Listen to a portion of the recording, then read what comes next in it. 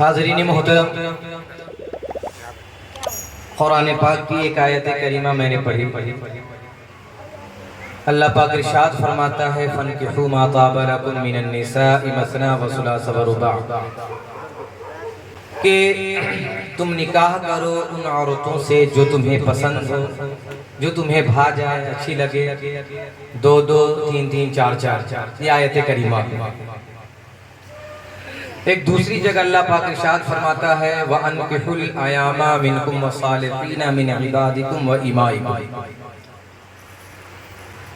اس کا مفہوم یہ ہے کہ تم غیر شادی شدہ مرد اور عورتوں کا نکاح کرو۔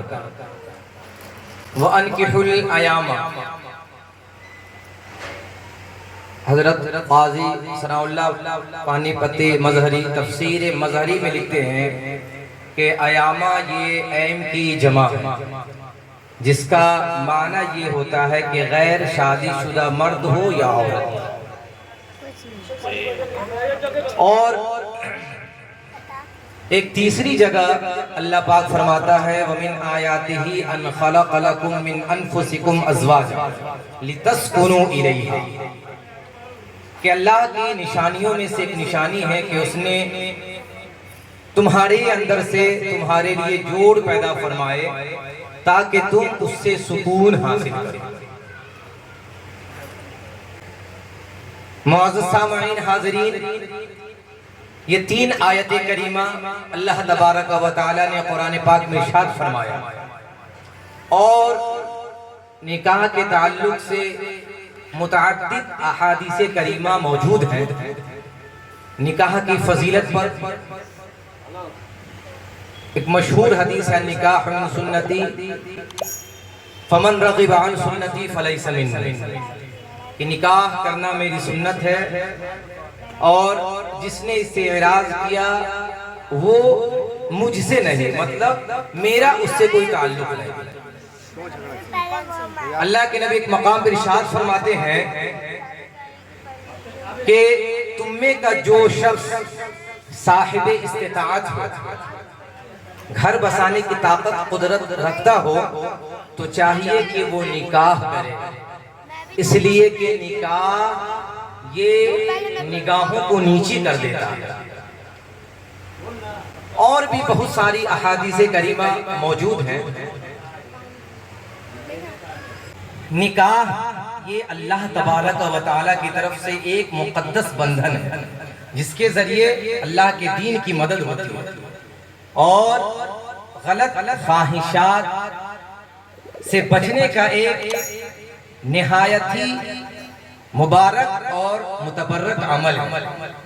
اور اللہ کے نبی کیا ہی خوب فرماتے ہیں کہ نکاح کرو جس سے تمہاری اولاد پھیلے پھولے، تاکہ کل بروز حشر میں کثرت امت کی وجہ سے نبیوں پر فخر کرو۔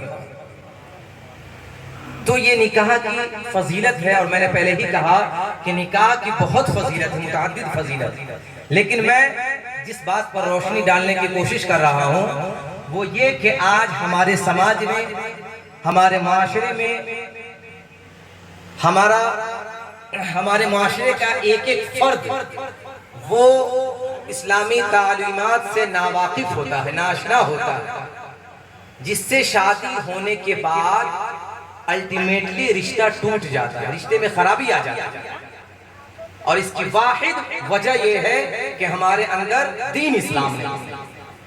نہ شوہر بیوی کے حقوق جانتا ہے اور نہ بیوی شوہر کے حقوق کو اچھے سے جانتی اور پہچانتی ہے۔ نہیں ہمارے اندر صبر کا مرکہ ہے اور نہ ہی ہم صبر کر پاتے ہیں اس میں۔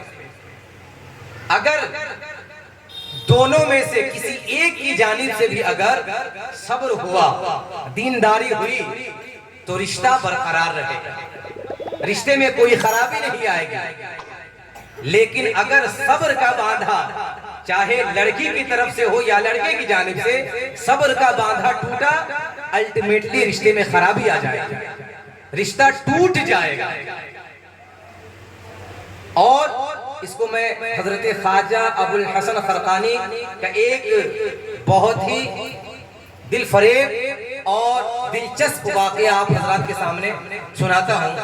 حضرت خواجہ ابو الحسن خرقانی اللہ کے بڑے پائک بزرگ گزرے ہیں، ان کی ولایت کا چرچا سن کے ایک شخص ان سے مرید ہونے کے لیے دور و دراز کا سفر طے کیا، اور جب دروازے پر دستک دی تو حضرت خواجہ ابو الحسن خرقانی وہ گھر پہ موجود نہ تھے۔ دستک دی تو اندر سے آواز آئی بیوی کی، تو یہ جو مرید ہونے کے لیے چلا تھا، ظاہر سی بات ہے کہ مرید اپنے پیر کی بڑی عزت کرتا ہے، بڑی قدر کرتا ہے اور بڑے بڑے القابات سے نوازتا ہے۔ تو اس زمانے میں بھی وہ مقتدی بڑے بڑے القابات کے ساتھ حضرت خواجہ ابو الحسن خرقانی کہاں ہیں؟ جیسے ہی اس مرید نے یہ باتیں کہی تو ان کی بیوی کا جو ہے نا مائنڈ ڈسٹرب ہو گیا، غصہ گئی، جھنجھلا اٹھی اور 1000 باتیں سنا دی، اناپ شناپ بکنے لگے۔ حضرت خواجہ ابو الحسن خرقانی کا جو مرید تھا، مرید ہونے والا جو تھا، اس کا دل ٹوٹ گیا اور دل میں سوچنے لگا کہ عجیب بات ہے، اتنے بڑے اللہ کے مقدس ولی جن کی ولایت کا چرچا سن کے میں یہاں آیا ہوں ان سے مرید ہونے کے لیے، اور ان کی بیوی کا یہ حال، بہرحال دل افسردہ ہو گیا۔ لیکن وہ کہتے ہیں کہ اچھا یہی بتائیں کہ وہ ہیں کہاں، ان کا پتہ بتا دیں۔ تو ان کی بیوی کہتی ہے کہ جاؤ فلاں جنگل میں مارے کھدیرے پھر رہے ہوں گے، یہی کلام کہتی ہے۔ الغرض 1000 باتیں سناتی ہے۔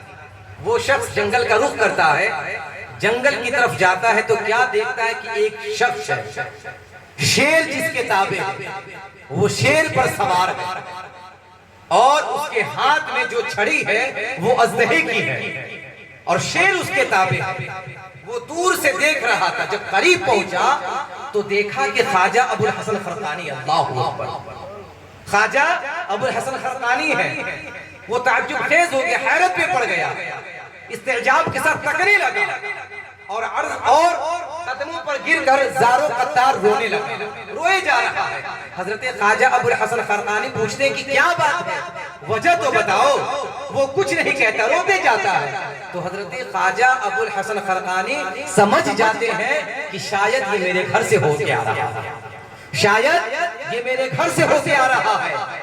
تو حضرت خواجہ ابو الحسن خرقانی فرماتے ہیں کہ سنو، اللہ تبارک و تعالیٰ نے مجھے جو مقام عطا فرمایا، جس منصب پہ اللہ نے مجھے فائز فرمایا ہے، یہ جو کچھ تم دیکھ رہے ہو کہ ہاتھ میں میرے جو چھڑی ہے وہ اژدہے کی مانند اژدہا ہے اور شیر پر میں سوار ہوں، شیر میرے تابع ہے، یہ سب بیوی کی بدخلقی اور بدمزاجی پر صبر کرنے کا نتیجہ ہے۔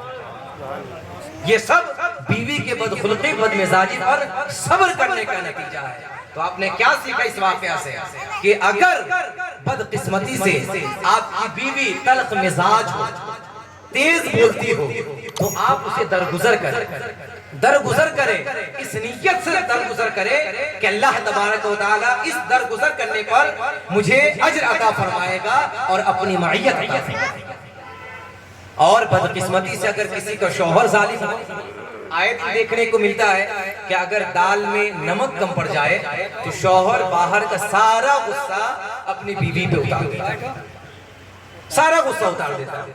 تو صبر ادھر سے ہو یا ادھر سے ہو، اگر آپ صبر کریں گے تو رشتے ازدواج میں کوئی خلل نہ آئے گا، لیکن صبر کا باندھا ٹوٹا تو ظاہر سی بات ہے کہ رشتے میں درار پڑ جائے گا۔ تو یہ تو حضرت خواجہ ابو الحسن خرقانی کا واقعہ ہے۔ ہمارے اور آپ کے نبی جن کے بارے میں اللہ پاک فرماتا ہے لَقَدْ كَانَ لَكُمْ فِي رَسُولِ اللَّهِ أُسْوَةٌ حَسَنَةٌ، کہ تمہارے لیے حضور کی زندگی نمونہ حیات ہے۔ اللہ کے نبی کا واقعہ سنیں۔ ایک شخص تھا فارس کا رہنے والا، وہ بہت اچھا کوک تھا، بہت اچھا باورچی تھا اور عمدہ لذیذ ڈشز بنایا کرتا تھا، ایک سے بڑھ کر ایک کھانا پکایا کرتا تھا۔ تو وہ کھانا پکا کر حضور کی بارگاہ میں حاضر ہوا اور عرض کرنے لگا یا رسول اللہ، آپ کی میرے گھر پہ دعوت ہے، آپ تشریف لائیں، آپ تشریف لائیں۔ تو اللہ کے نبی فرماتے ہیں لحاظ ہی عائشہ، کیا اس عائشہ کو بھی دعوت ہے؟ تو وہ شخص کہتا ہے لا نہیں، حضرت عائشہ کو دعوت نہیں ہے، تو اللہ کے نبی فرماتے ہیں لا، تب میں بھی دعوت قبول نہیں کرتا۔ غور سے سنیے گا۔ پھر دوسری بار وہی کو اچھے کھانے پکاتا ہے، انتظام کرتا ہے، اور اللہ کے نبی کی بارگاہ میں حاضری دیتا ہے اور عرض کرتا ہے کہ حضور دعوت قبول فرما لے۔ حضور پھر فرماتے ہیں لحاظ ہی عائشہ، کیا میری بی بی عائشہ کو بھی دعوت ہے؟ وہ شخص کہتا ہے لا، اللہ کے نبی فرماتے لا، میں بھی تمہاری دعوت قبول نہیں کرتا۔ تیسری بار جب وہ شخص آتا ہے تو وہ اس نیت سے آتا ہے اور وہ سمجھ جاتا ہے کہ حضور بغیر اپنی بیوی کے وہ میری دعوت قبول کرنا نہیں چاہتے، میرے یہاں آنا نہیں چاہتے۔ تو تیسری بار وہ شخص نہایت ہی عمدہ لذیذ کھانا بناتا ہے اور حضور کی بارگاہ میں دعوت پیش کرتا ہے۔ اللہ کے نبی پھر ارشاد فرماتے ہیں لحاظ ہی عائشہ، کیا اس عائشہ کو بھی دعوت ہے؟ تب تیسری بار وہ کہتا ہے کہ ہاں یا رسول اللہ، ام المومنین حضرت عائشہ کو بھی دعوت ہے۔ تب اللہ کے نبی دعوت قبول کرتے ہیں اور اپنی بیوی کے ساتھ اس فارس کے گھر پہ دعوت تناول کرنے کے لیے جاتے ہیں۔ تو ہمارے حضور کی یہ محبت اپنی بیویوں سے، لیکن ہم اور آپ تھوڑی سی بات کے لیے ناراض ہو جاتے ہیں، اور اس کی سب سے بڑی وجہ میں نے پہلے ہی بتا دیا کہ ہمیں اور آپ کو معلوم ہی نہیں کہ بیوی کے حقوق کیا ہے اور شوہر کے حقوق کیا ہے، معلوم ہی نہیں، دین اسلام پڑھتے ہی نہیں۔ ہمارا تو حال یہ ہے کہ اگر پوچھ دیا جائے کسی سے فرائض غسل، واجبات غسل، تو وہ نہیں لوگ بتا پائیں گے، نہیں بتا پائیں گے، کیا کہ ہم لوگ دین کی طرف جانے کی کوشش ہی نہیں کرتے، اور ظاہر سی بات ہے کہتے ہیں کہ ہم نام کے مسلمان ہیں۔ تو اللہ کے نبی کی زندگی کو دیکھیں کس طرح وہ اپنے بیوی سے پیار کرتے تھے۔ ایک مرتبہ اللہ کے نبی ارشاد فرماتے کہ اے عائشہ کہ جب تم مجھ سے ناراض ہوتی ہو تو میں سمجھ جاتا ہوں کہ تم مجھ سے ناراض ہو۔ تو حضرت عائشہ عرض کرتی ہے یا رسول اللہ، آپ کیسے سمجھ جاتے ہیں کہ میں ناراض ہوں، کیسے؟ تو اللہ کے نبی ارشاد فرماتے ہیں کہ جب تم مجھ سے ناراض ہوتی ہو تو کہتی ہو برب ابراہیم، کہ ابراہیم کے رب کی قسم، اور جب تم مجھ سے راضی ہوتی ہو، مجھ سے خوش رہتی ہو تو کہتی ہو برب محمد، یعنی محمد کے رب کی قسم۔ لیکن ایک طرف ہمارے حضور کی زندگی آپ دیکھیں اور آپ اپنی زندگی کو دیکھیں کہ کیا آپ بھی اپنی بیوی سے ایسی پیار، ایسی محبت کرتے ہیں یا نہیں؟ تو آپ سے گزارش یہی ہے کہ آپ بیوی کے حقوق کو ادا کریں، جہاں تک ہو سکے اگر معلوم نہیں تو علماء کرام سے پوچھیں اور جاننے کی کوشش کریں۔ بس انہی چند باتوں کے ساتھ میں اپنی گفتگو کو ختم کر رہا ہوں۔ استغفر اللہ رب